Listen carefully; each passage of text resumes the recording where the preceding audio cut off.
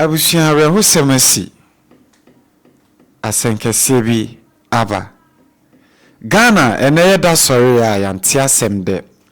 ene sen yenua bema eye Kwadwo Kwaakye obuobi eda ya wan sori yentie mu nsem na yemeka nyina to me bia de so se there was baby power money de mama for abia mind ni ni na because what that crowd went na konskana ye di man for me and person na no de my pa but mo gba mo be see nkan me ni say yes you when that so big she da mase papa abia mo ni na ya seda abia de mo ni na asma me kan ni na ya seda de mo because mo ni ji ni nje ni auto so se ni ko ko fu mo ba na ka se me yin papa kwa da na se en professor ya me de mo ni na mase de mo ni na ni mo ya da mase kan it's maka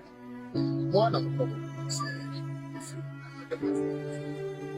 oh yani ko say yin no condition be be na do critical pa enti mo yes mo na consensus na e was nko ko so but na ka se me be si ya ne wo na doctors na ka se be proof my say yin na ede afim Abusia Kwadwo Kwaakye obuobi eye Ghanaian actor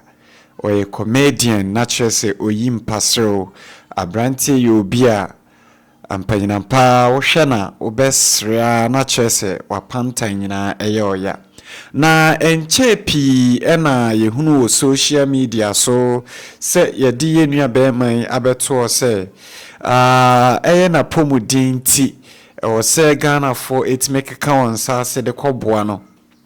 enti se obekaya yenua ba eye masiasi edu ohene yere eye Kwadwo Nkansale wen sunsum ene nkrofo pia ekeka ho ekohwe abrantie ewo ne yarempa so a wokeka onsase kakra anase woyi bibi kakra free kotokum se wode kwa akoboa yenua amana sane ho yare ene se fofie antoata abrantie etimi ahwe ne nkwa yenhwe videos ne bi wabra eye yenuanom actors ne bi ekokohwe yenua obuobi wo yarempa so no